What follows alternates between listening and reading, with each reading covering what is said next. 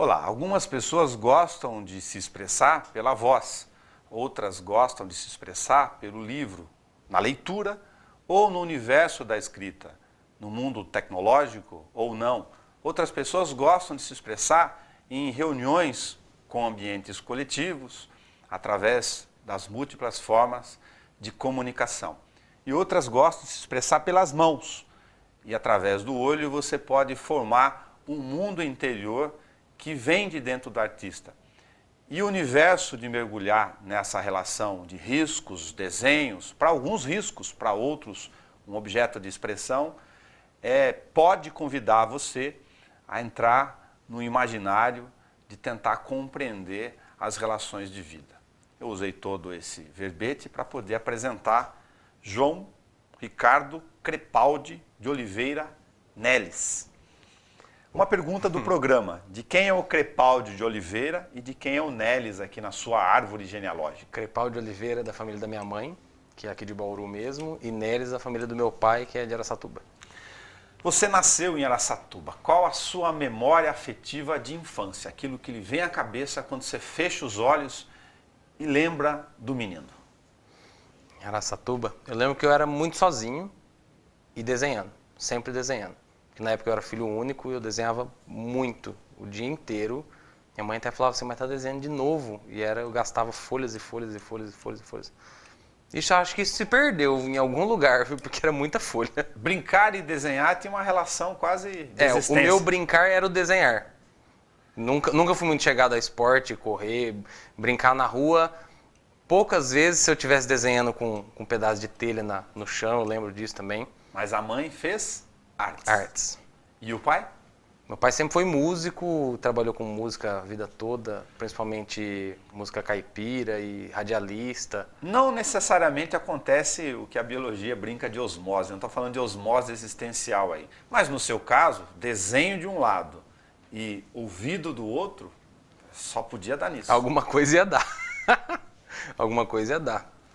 Quando a sua mãe percebeu que você tinha um prazer ali deliberado em relação à pintura, num determinado momento, vou simplificar, qual foi o posicionamento da sua mãe, depois que vocês conversaram, mais adultos, em relação a essa manifestação? Que alguns anos atrás ela me disse que se ela soubesse, ela tinha me incentivado mais ainda.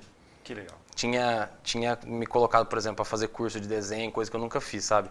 Para ter desenvolvido mesmo, porque a arte veio de forma autodidata. Mas à medida que você foi desenhando, essas folhas foram ficando e crescendo, lógico, você foi tendo percepções sobre formas, cores. Como é que funcionou isso com você? A questão, desenho, acho que se aprende, talvez uma coisa que você traga com você já, mas também se aprende.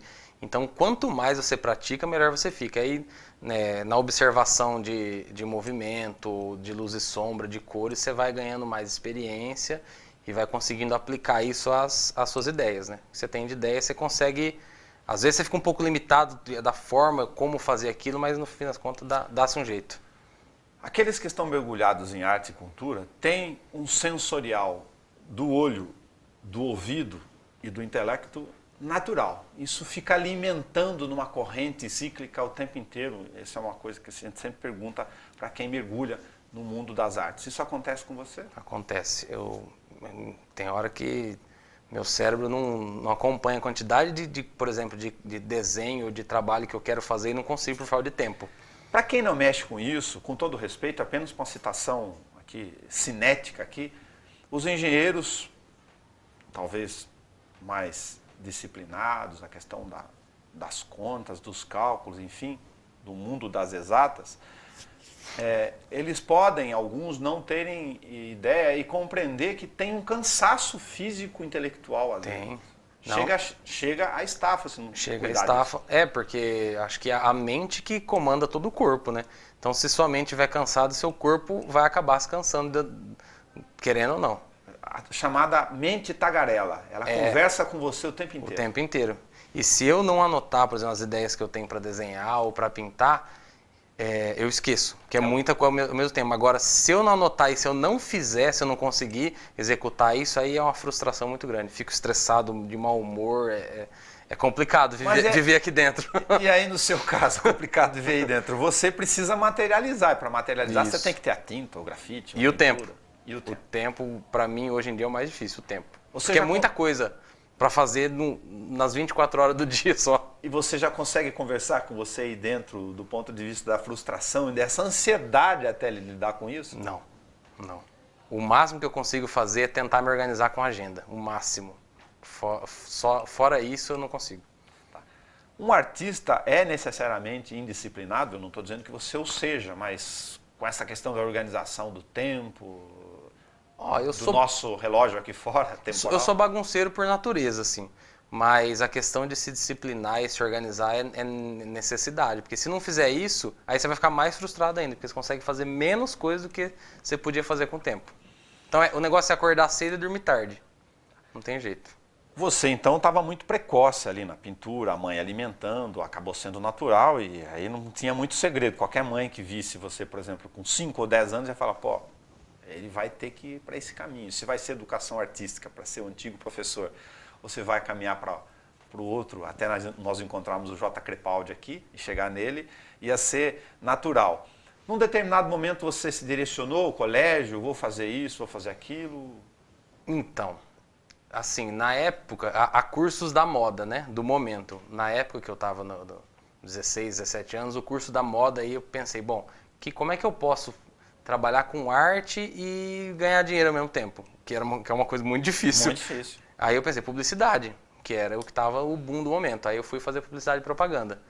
Só que por ter aquela forma engessada, você ter que seguir brief, esse tipo de coisa, acabou não dando certo a publicidade na minha vida. Plataformas da publicidade te travaram. Me travaram. E o moço queria voar. Aí é complicado você trabalhar com... Tem que trabalhar, lógico, né? Você tem que se disciplinar e trabalhar com o que o cliente pede, mas na publicidade eu preferi deixar ela lá quietinha. Aí eu fui fazer marketing depois.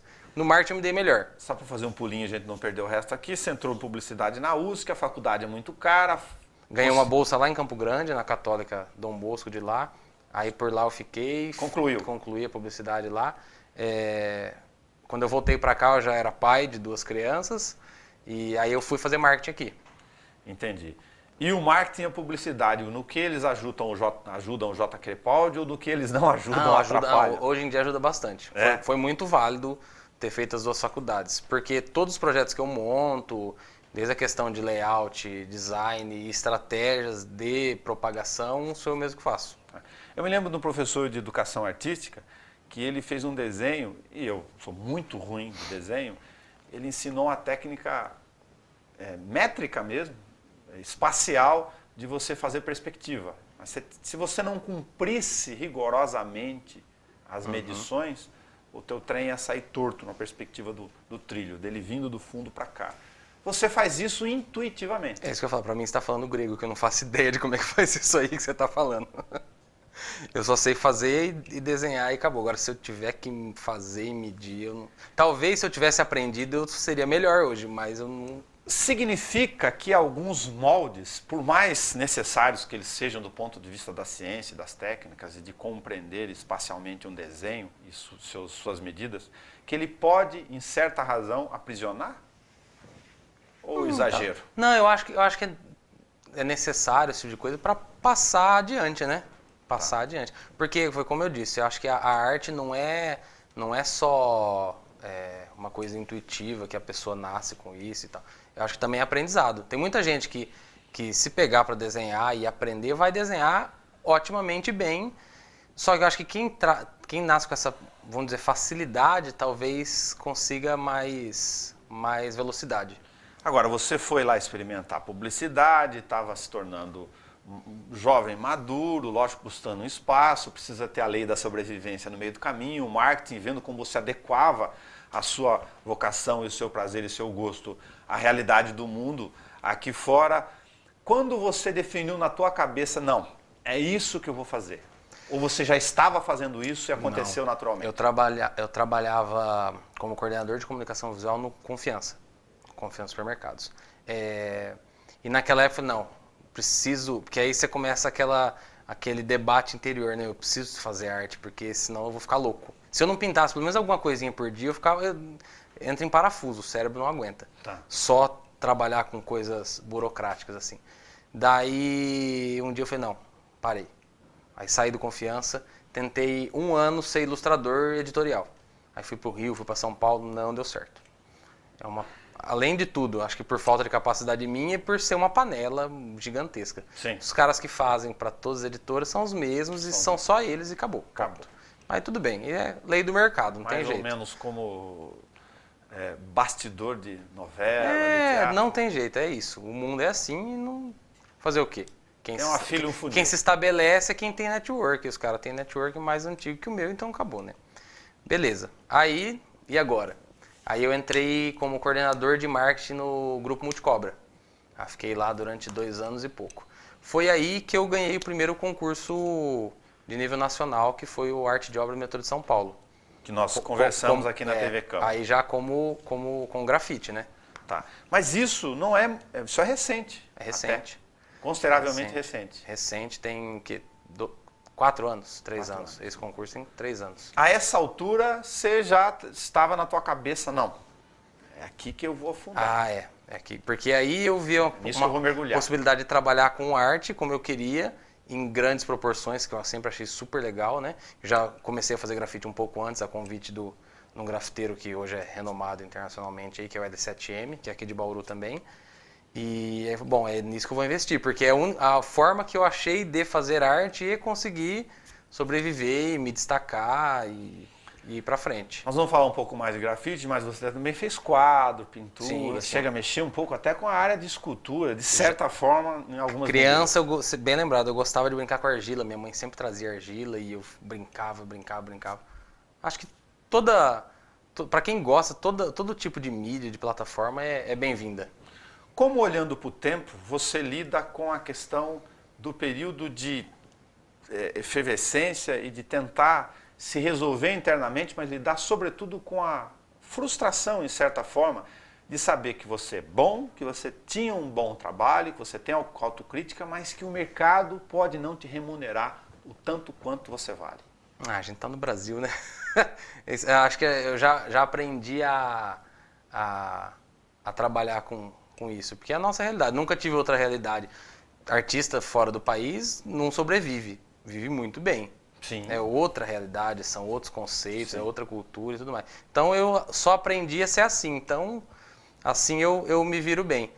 Mas é falta de tudo, falta investimento, falta cultura, falta educação, falta um monte de coisa que agora não tem como você querer que uma pessoa comum dê valor para a arte se a pessoa nem estudou, ou não teve oportunidade de trabalho, ou não tem um monte de coisa básica que a gente precisa ter. Não dá para criticar tão fortemente porque a pessoa não admira a arte, sendo que ela não tem nem o básico, que é comer, por exemplo. Não tem como. Essa contradição gera um nicho específico de público. Sim. Quem lida com arte em geral é quem mais consome arte? Quem lida com arte em geral, pelo menos no meu ambiente, no meu conhecimento, é quem consome. Eu também consumo. Então, dos amigos que fazem exposição, quando eu posso, eu vou lá, compro alguma coisa, então a gente faz um escambo ali, né, de arte e tal. Normalmente, quem lida com arte, ou quem está nesse meio de arte, moda e uma coisa junta na outra, é quem consome. Na sua cabeça tem uma estratificação, até para o leigo aqui, para desmistificar, se for o caso, de que só quem tem grana ou poder aquisitivo, ou certa erudição de conteúdo intelectual ou não, é que acaba navegando nesses universos de entrar em grandes galerias de artes e comprar quadros famosos, um outro segmento? Sim. Aqui. Também. Assim, eu acho que também o gosto pela arte vem de dentro, né? A facilidade, pelo menos pelo entendimento e tal. O problema são oportunidades. E é aí que eu acho que o grafite é maravilhoso, porque ele está na rua e todo mundo pode ver, não cobra nada de ninguém, não paga nada para ninguém, e qualquer um tem acesso, é totalmente democrática, e clichê, mais clichê do que isso, ela é efêmera. Tá lá, se alguém passar e pisar numa poça de lama e cair lama nela, tá lá, se o sol vai desbotar, enfim. Tudo pode acontecer com ela. E por isso que o grafite é uma arte livre. Tá lá para qualquer um. Agora, da mesma forma que a falta de informação, cultura, a questão socioeconômica acabam aniquilando algumas manifestações culturais, no caso do grafite tem uma outra luta, que é você poder dissociar ela do preconceito. Sim. Preconceito do ponto de vista do desconhecimento mesmo. Até em uma certa margem, fica fácil para as pessoas que não conhecem fazer associação, por exemplo, com pichação, que Sim. é outro universo. Para você isso está claro, mas para quem está lá fora, as pessoas começaram a se dar conta que não é assim? Não sei nem se pra mim tá muito claro ainda, viu? Sabe por quê? Que bom. A maioria dos grafiteiros que eu conheço, do Brasil inteiro, por onde eu já viajei bastante, andei, vieram da pichação ou ainda picham. Isso é um fato, não adianta falar que não. Não é por porque... acaso que a arte é marginalizada na origem. Sim, sim. Ela tem uma razão de ser, correta ou não. Aí tem uma questão cultural também. Na Europa, hoje, o Brasil anda mais ou menos 10 a 15 anos atrasado do que está acontecendo na Europa. Se é bom, se é ruim, enfim. Mas há 10 anos atrás, o grafite era totalmente criminalizado. Hoje é moda e todo mundo adora. Beleza? Hoje na Europa, grandes galerias famosas e tudo mais, que já tiveram Picasso, Basquiat e tudo mais, fazem exposição de pichadores famosos na Europa. É essa distância que eu queria comentar um pouco mais. Ótimo, tudo bem. Você vai em Madrid, você vai em as grandes cidades da Europa, tem museu a dar de conta. Sim, né? vários por cidade. Tem mais museu do que igreja, chafariz. que aqui é o contrário. Comentando. A não ser que você vá em Ouro Preto, aí você encontra as igrejas e arte com lá arte, dentro, por força da religião ter se misturado com as artes na história. Sorte nossa nesse aspecto. Sim. Mas pintura e galeria de arte é um mundo à parte dentro do que nós estamos comentando aqui. Sim, é um mundo à parte. E aí é que tá. Será que daqui 10 ou 15 anos a pichação não vai ser vista como arte aqui no Brasil? Como aconteceu com o grafite? Porque se você vê, é tudo uma questão de acostumar os olhos e de cultura, na minha opinião. Por exemplo, o que uma pessoa hoje olha e fala assim, nossa, que coisa horrorosa, essa pichação, esse monte de letra. Na Europa os caras estão pagando milhares de dólares e de euros. Compreender a arte é algo para poucos. A falta de informação tem relação direta e proporcional com a não compreensão. A arte é compreendida de várias formas, cada um compreende segundo sua bagagem e tudo mais. Mas acho que é um fato, quanto mais a pessoa for educada, e educada de todas as formas eu quero dizer, mais ela vai conseguir assimilar algum conteúdo naquela arte. Porque não tem como ela olhar para aquela arte sem ter conteúdo nenhum e entender alguma coisa. Mas aí entra educação, escola, relações socioculturais de novo. Tudo. Como eu vou beber daquilo que não conheço? Exato, exatamente. Como? Quem sabe um dia isso pode acontecer no Brasil. Eu tenho esperança e fé que vai acontecer, mas vai demorar um pouco, hein?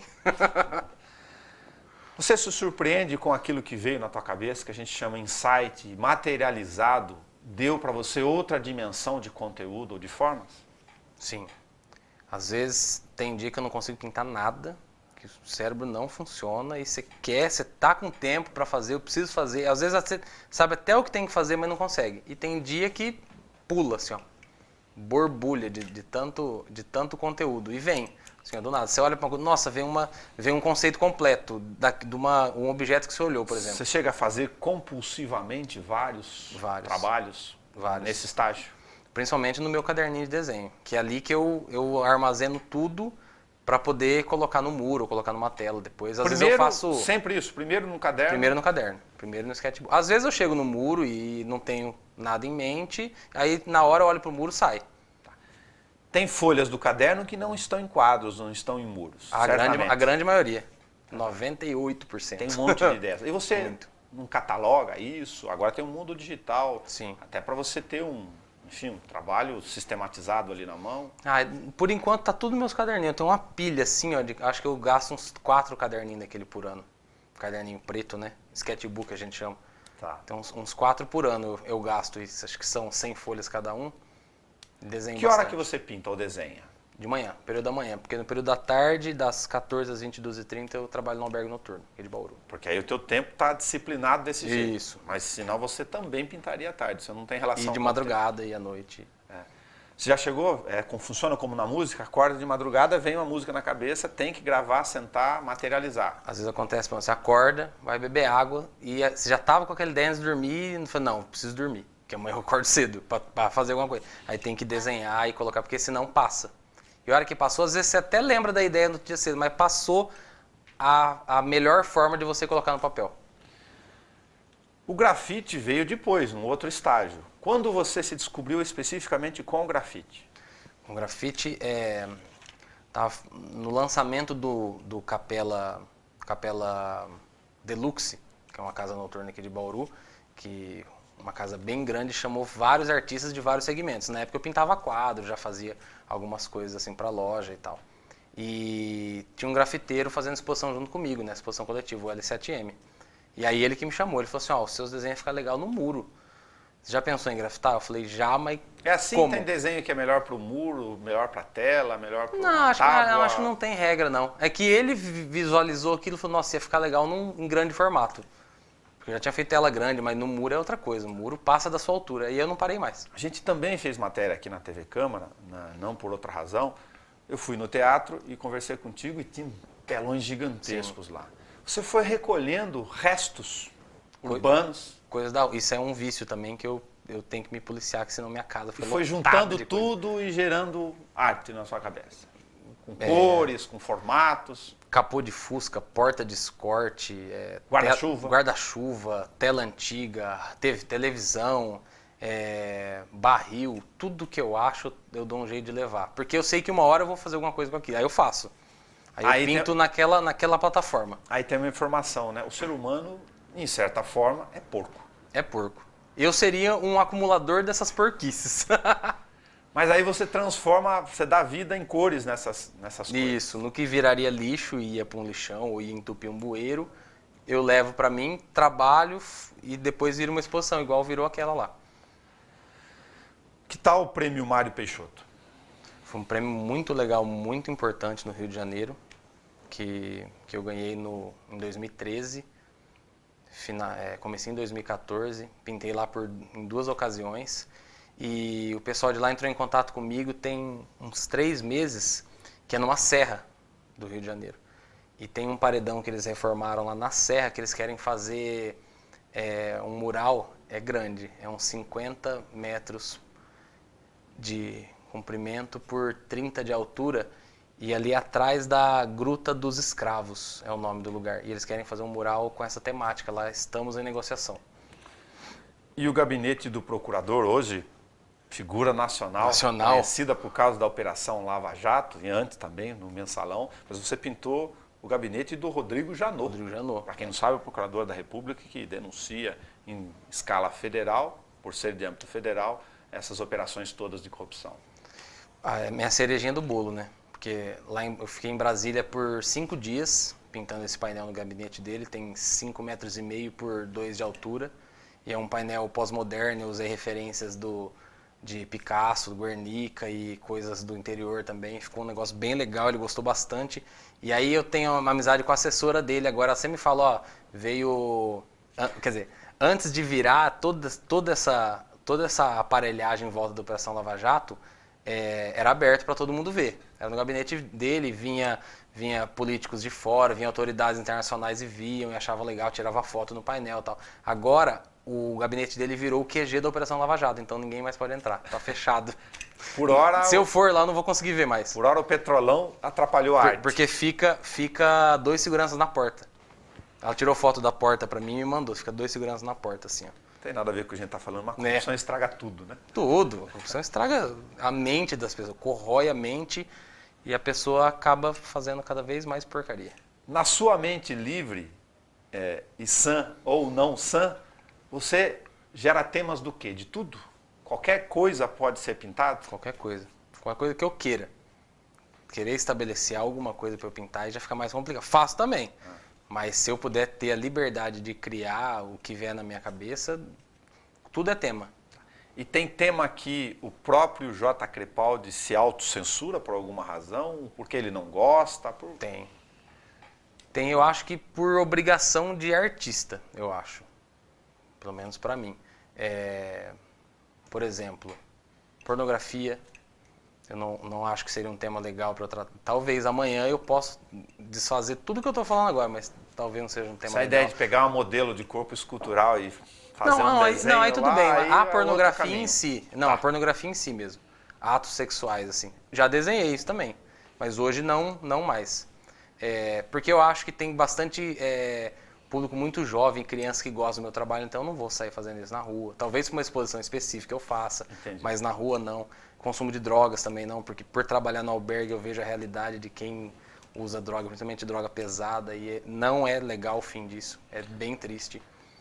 O que é essa relação com o mundo? Você tem trabalho na Fundação Casa, enfim, essa relação com o mundo do extremo emocional, do extremo da pobreza, da questão do vício, do lado de lá, como ele mexe com o artista, ou se mexe com o artista? Mexe bastante. Mexe porque aí você começa a entender a responsabilidade de fazer algo em prol da sociedade, ou então que deixe sei lá, um legado bom, que as pessoas não lembrem de você e falem assim, nossa, esse cara aí era um tranqueira, ou isso e aquilo. Você lidar todo dia com isso gera uma certa célula, uma proteção emocional, senão você Não. fica exposto ou Não. não.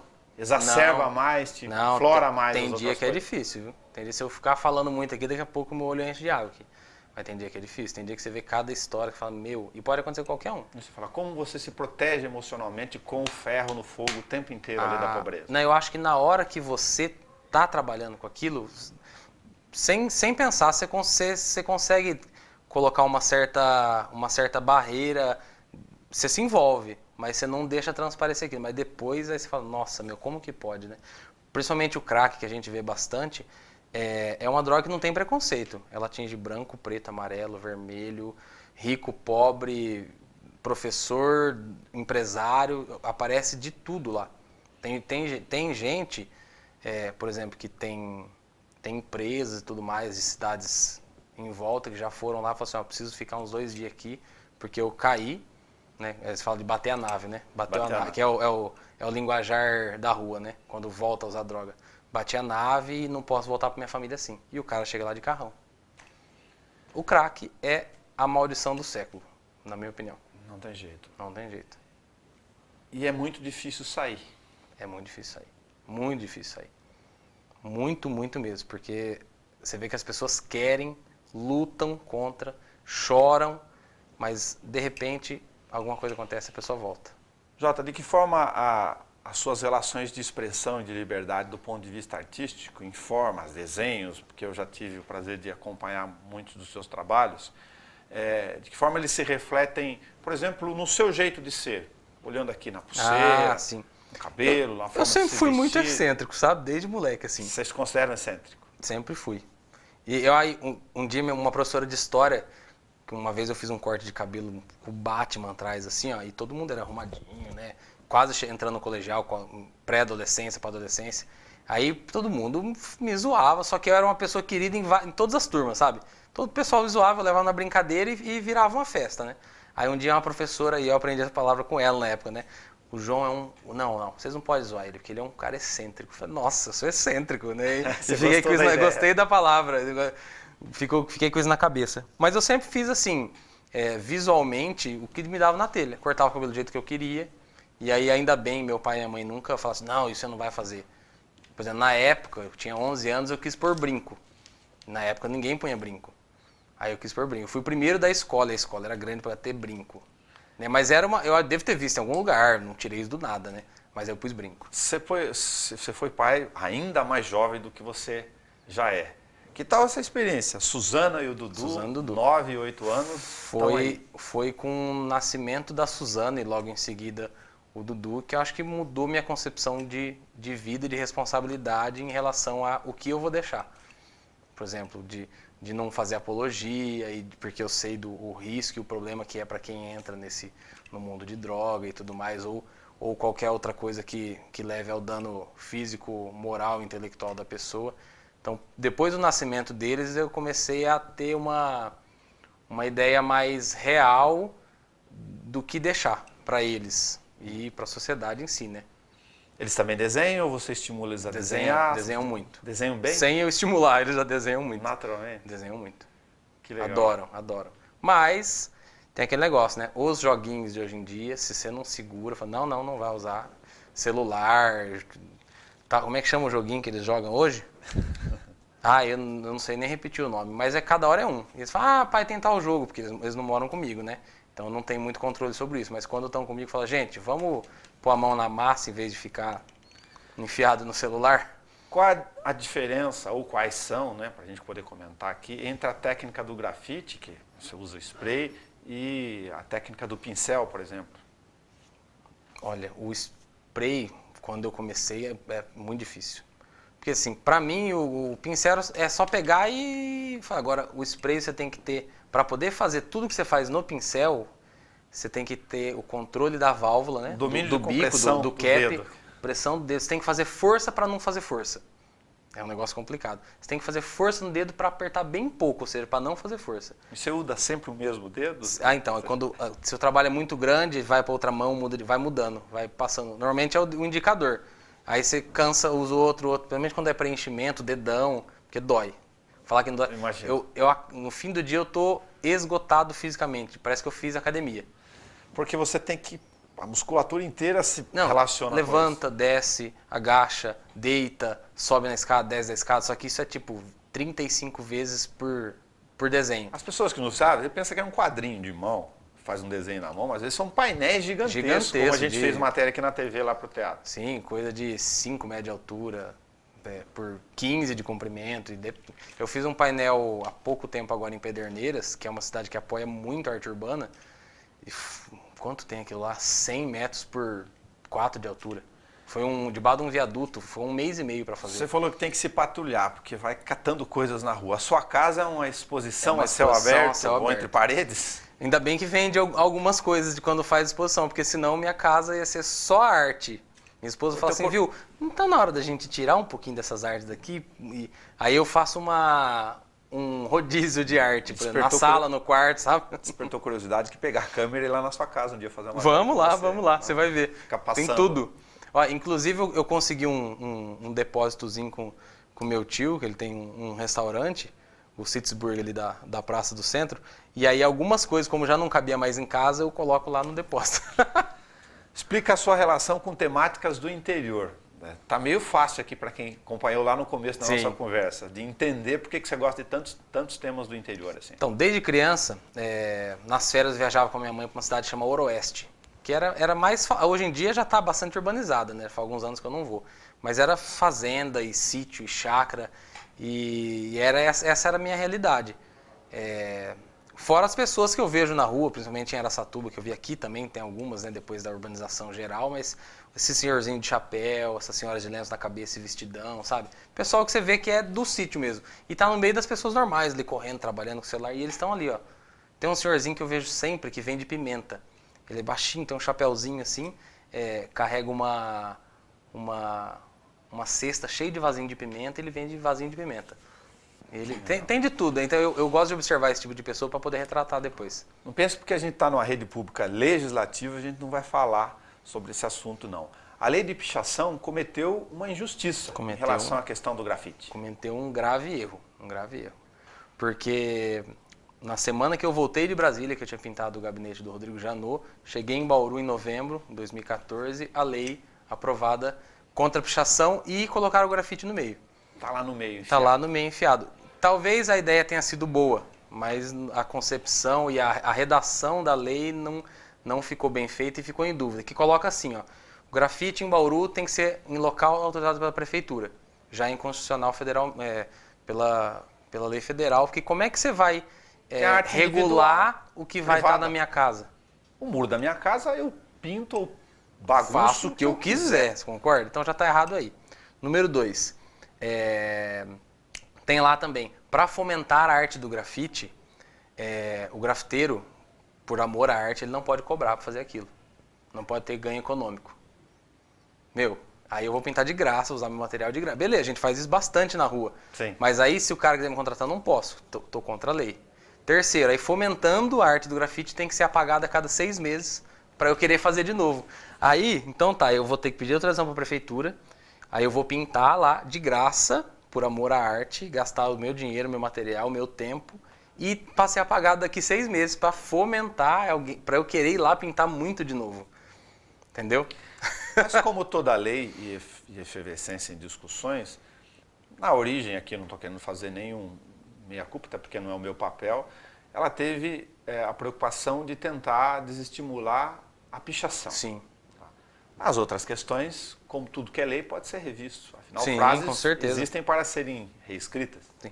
Como que quem não é do meio do grafite não entende da pichação, principalmente. Quanto mais muro branco, mais vai ter pichação.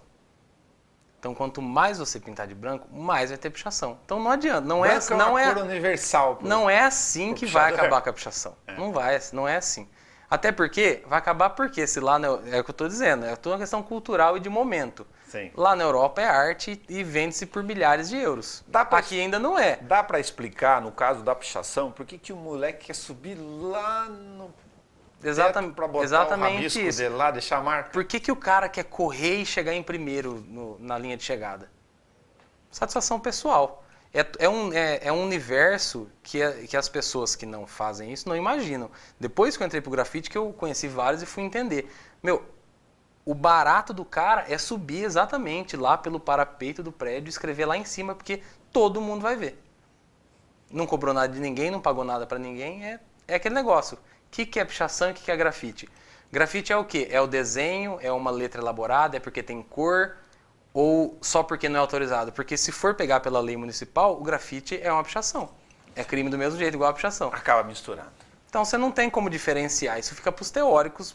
Lá na frente, daqui 50 anos, a gente vai saber qual vai ser o resultado de tudo isso aí. Quem vai gerar nomenclatura, organizar, sistematizar isso. O ser humano tem necessidade de pôr nome nas coisas, né? Tem. Só que a gente tem essa necessidade muito grande e às vezes a gente se confunde. Bauru tem muito grafiteiro?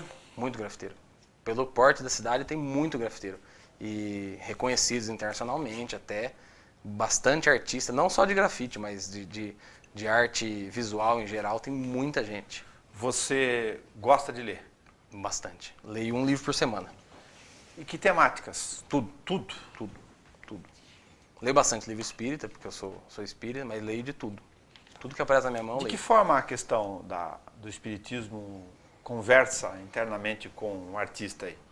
Essa questão da responsabilidade do que deixar e do que propagar, porque a gente tem responsabilidade sobre tudo que a gente coloca em público, ou tudo que a gente pensa. Então é tentar se policiar sempre em pensar em coisa boa, coisa que vá levar a um resultado positivo para a maioria das pessoas. Isso chamava-se há algum tempo atrás de socialismo, né? Eu não sei, mas eu não acredito que o socialismo, saindo da religião para a política, né, seja a solução do mundo, até porque é o capitalismo que faz o equilíbrio das coisas. Eu acho que vai acontecer uma outra coisa aí, deixa para a hora que acontecer, entre o meio termo, sabe? Entre um sistema porque e se outro. todo mundo tivesse no mesmo nível, quem que ia querer fazer o serviço mais pesado? Você entendeu? Eu É acho uma que a coisa construção complicada. da sociedade acaba, por essa teoria tua, sendo contraditória por si só. Sim. Não tem jeito de todos estarem no mesmo degrau. Quem sabe um dia com a tecnologia e quando o ser humano não precisar mais pôr a mão na massa para fazer todas as coisas, é só apertar um botão e tudo se resolve, quem sabe daqui 1000, 2000 anos, aí sim a gente vai ter uma igualdade social real e definitiva. Vou tentar fazer algum jogo rápido com você de raciocínio em relação a alguns temas aqui. O que é feio? Tudo depende do ponto de vista. O que é bonito? Da mesma forma. Idem. O que é preconceito? Acho que preconceito é tudo que não tem respeito pelo outro ou pela ideia do outro. O que é insight? Insight para mim é um momento, é um piscar, assim, um estalo. O que é o grafite? O grafite é meu mundo hoje. Hoje meu mundo é o grafite. O que é o lixo? Lixo é uma coisa que a gente precisa aprender a trabalhar e um dia não vai ser mais lixo, com certeza. Não vai existir mais lixo. Tudo é aproveitável? Tudo é aproveitável. Tudo. Desde objetos, experiências boas e ruins, tudo é aproveitável. Principalmente as ruins, que é o que mais marca a nossa vida, a entender o que não fazer depois. Existe cor feia? Não. Nem existe cor, na verdade. A cor é só uma forma do nosso cérebro enxergar as coisas. A gente enxerga a cor, um outro animal não enxerga daquela forma. E um dia, se a gente tiver um visitante de outro planeta, vai enxergar de outra forma. O que é retrô? Retrô? Retrô, pra mim, acho que é um conceito hoje que se coloca na moda, né? E na arte e tudo mais, dos anos 50 dos anos 20 aos anos 50. O que é modismo, então? Modismo? Principalmente hoje em dia, a moda vai e volta de uma forma cíclica, né? Então, por exemplo, modismo é o que faz vender. O que é velho e o que é novo? Existe isso em arte? Sim e não, viu? Eu não sou grande teórico de arte porque eu nunca estudei arte, mas algumas coisas ficam para sempre.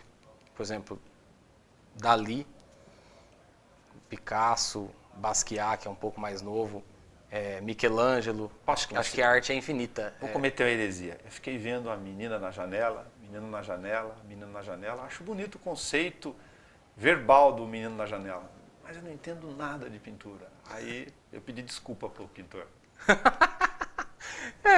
É bem por aí. A arte é a sua bagagem, é o que você traz dentro de você. Se você não tiver nenhum conceito, nenhuma ligação com o seu passado sobre uma menina na janela, talvez você não entenda nada. Não foi Salvador para mim, para brincar com nós. É. O que é a Vigarista? Vigarista é uma marca de cerveja que até o fim do ano estará, tomara, em todos os bares de Bauru, que é uma marca... Você vai lançar cerveja? By J. Crepaldi, lançar essa cerveja. De onde a água? Vigarista, água de Agudos, tem que ser, né? Pilsen. Pilsen, cerveja sem frescura. Acho que até esse slogan eu vou colocar, cerveja sem frescura, porque é para beber mesmo, pro calor, pra gente tomar, verão, e é por isso que logo mais sai agora. Como é essa parceria? Pegou um cervejeiro? Tem um micro cervejeiro de Agudos que já faz cerveja para outras marcas, né? Marcas médias que vendem em São Paulo, e eu consegui achar isso, depois de muito procurar, consegui achar esse cara que consegue me atender numa quantidade razoável, porque quem sabe eu faço uma quantidade gigantesca e ele trabalha só para mim um dia, né? Opa, por que não? Tá. A Vigarista vai ser consumida por todo mundo, eu tô brincando. Principalmente a primeiro momento em Bauru, depois Bauru e região, e o mundo é o limite, quem sabe, né? E sonhar não custa nada. Os traços vão para os pés agora, já estão nos já pés, estão na nos linha pés. de tênis. Linha de tênis em parceria com a Deni Tênis no Boulevard Shopping, a Converse. Então a gente fez esse projeto, teve a inauguração, o lançamento, né, da coleção J. Crepaldi sexta-feira agora, com 100 pares limitados. São essa quantidade que vai ser feita e já está quase acabando. Você quer desenhar um livro? Quero desenhar um livro até o fim do ano. Eu quero fazer tanta coisa. Até o fim do ano eu vou tentar desenhar esse livro. Um livro de desenhos, lógico. Sim, é um desenhar livro... um livro pode soar esquisito para quem está ouvindo. Uma historinha, um folclorezinho que eu ouvi uma história lá de um lago e de um peixe gigantesco em Rio Preto. Monstro do Lago do Capim. O Monstro do Lago do Capim vai chamar. E tem um pirarucu lá. É um pirarucu gigante, Que é amazonense, ou lá da região e tá lá Amazonnorte. no Lago do Capim. Então vai ser esse desenho, vai ser um livro sem falas, que eu já tô desenvolvendo um roteiro só com linguagem visual ali. Quem sabe até o fim do ano, se eu tiver tempo. Está chegando no final do nosso Câmara Livre, eu ia perguntar para você se é mais difícil verbalizar do que pintar. Ah não, eu falo bastante, viu? Então acho que eu consigo fazer as duas coisas bastante. Quem me conhece sabe que eu falo muito. Tranquilo. Tranquilo. Vai embora. João Ricardo Crepaldi de Oliveira Neles, obrigado por você ter vindo conversar conosco aqui. Ou J. Crepaldi. Ou J. Crepaldi. J-O-T-A. T-A. J por extenso, eu sempre falo. Você patenteou, escreveu, registrou essa Sim, já forma registrei. Já. J. Crepaldi. Tá, obrigado e continue pintando, desenhando, juntando os seus cacarecos, por que não? Nem se eu quisesse eu não consigo parar. Se eu parar eu fico louco, tenho que tomar remédio antidepressivo. Natural. Tá bom. Tem alguma questão que eu não tenha te perguntado, que você queira comentar? Fique à vontade. Acho que tá ótimo. Agradecer mais uma vez o convite. É um grande parceiro nosso, fizemos no seu show. Eu levei os guarda-chuvas Levou os do Broca guarda-chuva, Crepaldi na beira do teatro para botar lá as pessoas. Aquela escultura lá com a TV que eu Não achei te causa também. uma frustração depois? Aquele painel gigantesco que você fez ter que ser destruído? O costume do grafite estar na rua é para isso. Às vezes faz um muro lá que está abandonado, num terreno baldio ou numa casa, enfim. Local abandonado que a gente tira aquele cinza e põe a arte, né? E passa 2 semanas, alguém compra o lugar, pinta tudo. Muito obrigado. Por causa da sua exposição da questão do lixo, de juntar coisas urbanas, eu vou agradecer a sua presença aqui e despedir do Câmara Livre com um trecho de um sub-enredo do Joãozinho 30. O lixo, o luxo, ratos e urubus, larguem a fantasia, o mago conduz. O mago da ópera de rua. Obrigado, até o nosso próximo Câmara Livre. Toda